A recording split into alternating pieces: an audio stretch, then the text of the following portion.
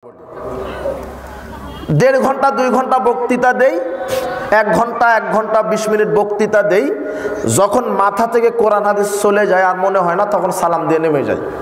মানে বাড়তি কথা বলার চেষ্টা করি না। ইমাম মালিকের কাছে 48টি প্রশ্ন করা হয়েছিল, তার 38টি প্রশ্নতেই তিনি বলেছিলেন আমার জানা নাই। তার মানে সব মানুষের কি থাকে না, সব জানা থাকে না। কাজেই মিডিয়াতে যারা সমালোচনা করছেন আমার ব্যাপারে, আমি বলিনি যে আমি শায়েখ। আমার আগে পৃথিবীর কোনো মানুষ যদি বলে দিতে পারে যে আকবর বলেছিল যে আমার আগে শায়েখ লেখেন, মাওলানা লেখেন, মুফতি লেখেন, টাইটেল দেন, বলেছে যে আমার টাঙ্গাইলে দারুল হাদিস আর সালাফে ইসলামী কমপ্লেক্স মাদ্রাসা আছে, এটা লিখেন, এটা যদি কেউ প্রমাণ করতে পারে, যেই এলাকায় যেটা প্রমাণ করবো ওই এলাকায় আমি কোনোদিন যাব না, এটা আমার চ্যালেঞ্জ। হ্যাঁ, খুব জোর করে যখন বলেছে, যেমন মিডিয়াতে অনেক আমার লাইভ আছে প্রতিষ্ঠানের, যখন ওই প্রতিষ্ঠানের লাইভ দেখেছে তখন সবাই জেনেছে যে আমি এক প্রতিষ্ঠানের পরিচালক মাদ্রাসার। তখন বলে যে হ্যাঁ আমরা তো জানি যে আপনার টাঙ্গাইলে প্রতিষ্ঠান আছে, আপনার মাদ্রাসার নামটা দিয়ে দিই। তখন আমি বলি আচ্ছা ঠিক আছে, কিন্তু আমি নিজে বলিনি যে আমার আগে শায়েখ লিখতে হবে, মাওলানা লিখতে হবে, মুফতি লিখতে হবে, আমি 2টা মাদ্রাসার পরিচালক এইটা লিখতে হবে, এইটা আমি বলিনি। কেউ যদি প্রমাণ করে দিতে পারে তাহলে আমি তাকে 10 লক্ষ টাকা পুরস্কার দেব। আমি 1 সেকেন্ডের জন্য নিজেকে জাহির করতে চাইনি। ইউটিউবে সবার চুলকানি লেগে গেছে যে আমি কেন প্রশ্নের উত্তর দেব, আলেমেরা দিবে। তো আমাকে মানুষ প্রশ্ন করে, 10টা করেছে, এর মধ্যে 2টা যদি জানা থাকে আমি বলে দিব, আর না জানা থাকলে আমি কি বলবো, জানি না। বুঝতে পারেন না? তবে আমি মানুষ, আমার প্রশ্ন উত্তরে ভুল হতে, প্রত্যেকটা মানুষের ভুল আছে, কিন্তু আমি নিজের থেকে কোনো কথা বলার চেষ্টা করি না। কাজেই শেষ পর্যন্ত আমি একটা কথা চিন্তা করলাম, যারা আমার বিরোধিতা করে, এই নেটে লেখালেখি করে, আমি তাদেরকে বলছি ভাই, এই কিছু এই সালাফি মানহাজের ভাইয়েরাই এখন হিংসা করতেছে আমাকে দেখে। বেদাতিরা তো গালি দেয়, ওরে সুবহানাল্লাহ, ওরা যে গালি দেয়, আল্লাহ ওদেরকে হেদায়েত দান করুন। কিন্তু সালাফি ভাইয়েরা তোমাদেরকে আমি বলছি, আপনাদেরকে বলছি, আপনারা যে কমেন্ট করছেন হয়তোবা মোবাইলে আপনি ডিলিট করছেন, কিন্তু আল্লাহর খাতা থেকে কি হবে না, ডিলিট হবে না। কাজেই বুঝে শুনে ডিলিট করেন। অনেকে বলে আমি কপি বাজ বক্তা, তাই না, কপি করি, কপি। ওই উস্তাদের মতো আমার একটু কথা হয়ে যায় না, হ্যাঁ বলে না। আমি বলেছি আল্লাহর কসম, আমি কাউকে কপি করার চেষ্টা করি না। ওটা হয়তোবা বক্তব্যের গতিতে একটু এসে যায় বা হয়ে যায়, কিন্তু আমি 1 সেকেন্ডের জন্য, এর আগেও বলেছি যে হ্যাঁ আমি একজনকে কপি করলাম, এটা কি কোনো দোষের? বুঝেননি কথা? আমি একজনকে ভালোবেসে তার মতো কপি করছি, এটা কি দোষের, জাহান্নামে যাওয়ার কারণ? আমি উস্তাদকে কপি করলাম, এর জন্য আমি জাহান্নামে চলে যাবো, তাই না? মানে উনি যেভাবে বক্তব্য দেয় আমিও সেভাবে বক্তব্য দিচ্ছি, এটা জাহান্নামে যাওয়ার কি কারণ? না। কিন্তু তোমরা যে মিডিয়াতে আমার বিরুদ্ধে লেখালেখি করছো, এটা প্রমাণ হয় তোমরা একেবারে টাটকা হিংসুক, অহংকারী। অহংকার, হিংসা করা, এটা কি জাহান্নামে যাওয়ার কি হ্যাঁ কারণ? ভালো করে শরীয়ত বুঝেন। এই যুবক, তুমি আমার বিরুদ্ধে লেখো, ভালো করে শরীয়ত বুঝো। আমি কপি করি একজনার, তো তোমার যদি মাজায় বল থাকে, বীর্য যদি থাকে তোমার, তুমিও কপি করো। আমি অন্তত কপি করে তো জাতির ক্ষতি করিনি, করেছি?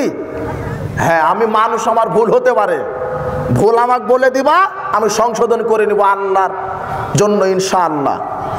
কিন্তু তুমি কপি করো, মাজায় বল থাকলে বলো, জাতির সামনে 2টা হাদিস ইবারত করো, 2টা আয়াত ইবারত করো, জাতি কিছু শিখুক। মানুষ যদি তোমাকে দাওয়াতও না দেয়, এখন তো ফেসবুকে লাইভ করা যায় না? লাইভের মাধ্যমে বলো আল্লাহ তোমাদেরকে সঠিক বুঝ দান করুন। বিরোধিতা করে কোনো লাভ হবে না। তুমিও কপি করো, জাতিকে কপি করে 2টা আয়াত 2টা হাদিস বলো, উপকার হবে। তুমি আমার মতো একটা ছোট্ট এই খাদেম, এই ছোট্ট গোলাম আল্লাহর, আমার পিছনে কেন লাগছো? আর আমি কাউকে বলিনি যে আমার আগে শায়েখ লেখেন, প্রত্যেককে নিষেধ করা আছে। তারপরও মাহফিল কমিটি যারা প্রায় অজ্ঞরা লেখে, কি করবেন? আমি কড়াভাবে বলে দিয়েছি, এখনও দিচ্ছি, আমার সামনে শায়েখ, মাওলানা, মুফতি লেখার কোনো প্রয়োজন নাই, এগুলো যোগ্যতা নাই। আমি বলিও না আমি একজন আলেম, আমি একজন মানুষ, আমি দায়ী, আমি 2 কলম পড়াশোনা করে সেটাই বলার চেষ্টা করি। তবে আমি মানুষ, আমার ভুল হতে পারে, ভুল ধরিয়ে দিবেন, আমি ভুল সংশোধন করবো ইনশাআল্লাহ, এটা আমার দাবি। আল্লাহ আমাদের প্রত্যেকের দাওয়াতি কাজ কবুল করুন। মসজিদের সামনের দেওয়ালে ডিজিটাল ঘড়ি লাগানো যাবে কিনা? যাবে না। কেন? দৃষ্টি পড়ে, বুঝেননি? পিছনে লাগাবেন।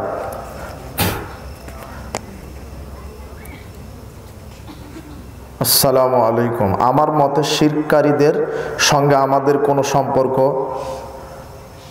নাই বটে, কিন্তু বেদাতের সঙ্গে আত্মীয়তা লেগে আছে, হচ্ছে, কি করা যাবে? আচ্ছা আচ্ছা, না, মুশরিক হোক বেদাতি হোক, মানুষ হিসেবে তাদের সাথে, আত্মীয় হিসেবে তাদের সাথে সৎ ব্যবহার করবেন, সঠিক আচরণ করবেন, কিন্তু তাদের নীতি নৈতিকতা আদর্শের সাথে মিশা যাবে না, বুঝেছেন? আসমা বিনতে আবু বকর রাদিয়াল্লাহু আনহা বলছেন, আল্লাহ রাসূল, আমার মা মুশরিকা, আমি তার সাথে কি করব?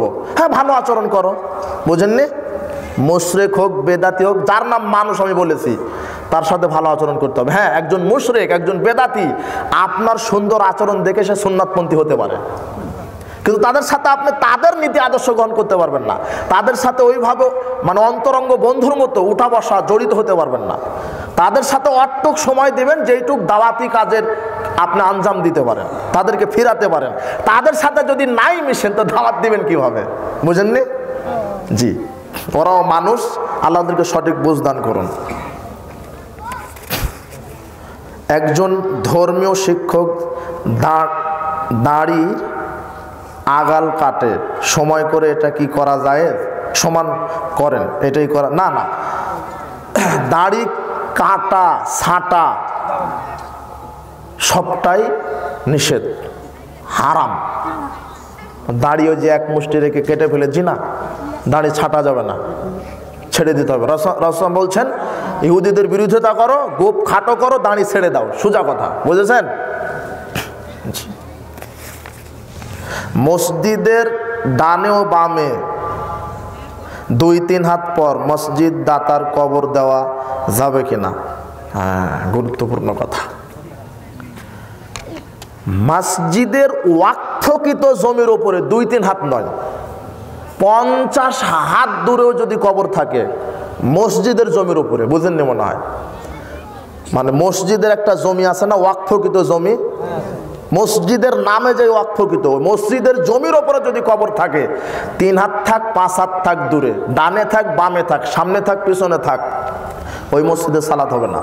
কবর স্থান আলাদা, মসজিদের স্থান আলাদা। কবর স্থান, কবরের জমি আলাদা, মসজিদের জমি মসজিদ আলাদা, বুঝেননি? কিন্তু মসজিদের জমির ওপরে কবর দেওয়া যাবে না, এটা সাবধান। এখন যদি বলবেন যে আছে যে কি করব, কবর উঠিয়ে ফেলতে হবে, না হলে কবর স্থানান্তর করতে হবে, কবর মুক্ত এলাকায় মসজিদ করতে হবে। একটি কুকুর ছাগলের বাচ্চা, মুরগির বাচ্চা খেয়ে ফেলে, এই কুকুর মারা যাবে কি? ছাগলের বাচ্চা খাক আর মুরগির বাচ্চা খাক, রাসূল বলছেন কালো কুকুর ও শয়তান, দেখলে মেরে ফেলো, বুঝেননি? কুকুর মেরে ফেলতে হবে, আর খালে তো কথাই নাই, মেরে ফেলবেন। রাসূল বলছেন কেউ যদি স্বেচ্ছায় আনন্দের জন্য বাড়িতে কুকুর পালে, কুকুর এমনিতেই, প্রতিদিন তার 1 কেরাত নেকি কমে যাবে। কুকুর মেরে ফেলাই সুন্নাত, মেরে ফেলবেন। হ্যাঁ, তবে বাড়ি সম্পদ পাহারা দেওয়ার জন্য কুকুর আপনি একটা রাখতে পারেন, পাহারা দেওয়ার জন্য, উদ্দেশ্য কি? পাহারা। কিন্তু শখ করে পালবেন, তাহলে 1 কেরাত প্রতিদিন নেকি কমে যাবে। আর ক্ষতি করছে কুকুর তো মারবেনি, বুঝতে পারেননি? এটা কি লিখছে? বেনামাজির জানাজা বেনামাজি পড়াবে, তাহলে বেদাতি হলে সুন্নাত মেয়ের বিয়ে আপনারা পড়ান নাকি? লিখছে আপনারা পড়ান কেন? আপনারা পড়ান কেন? হ্যাঁ আমরা পড়াই। হ্যাঁ মুরগিরা পড়াই, ওইটাই আর কি। হ্যাঁ হ্যাঁ ওইটা বলি না। হ্যাঁ ঠিক আছে, আমাদের এই মুরগি মুরগিগুলো তো পড়াচ্ছে, হ্যাঁ পড়ায় নেওয়ার জন্য এটাই খাওয়ার জন্য। এক পক্ষ সুন্নতি আরেক পক্ষ বেদাতি। জায়গা জমি সম্পত্তি 5 তলা 7 তলা দেখে সুন্নতির লোকটা বেদাতির বাড়িতে মেয়েটা দিয়ে দিল। হ্যাঁ। ঠিক আছে, ও তার মানে আপনার কথা হচ্ছে যে একজন হুজুর সুদ খায়, সুদও কি হয়ে গেল? যে পড়াচ্ছে সে তার পাপে থাকবে। একজন হুজুর যদি পড়ায় তো তার পাপে আছে। কে পড়াচ্ছে সুন্নতের কেউ বেদাতের, এটা আমরা জানি, আমরা দেখছি যে পড়াচ্ছে সে পাপ করছে। ওইটাই উত্তর পাইছি বুঝেননি? বেদাতি এদের সহযোগিতা করা যাবে না, এদের কোনো কাজ সমর্থন করা যাবে না। আল্লাহ আমাদেরকে বোঝার তৌফিক দান করুন। সুবহানাকা আল্লাহুম্মা বিহামদিক আশহাদু আল্লা ইলাহা ইল্লা আনতা আস্তাগফিরুকা ওয়া আতুবু ইলাইক।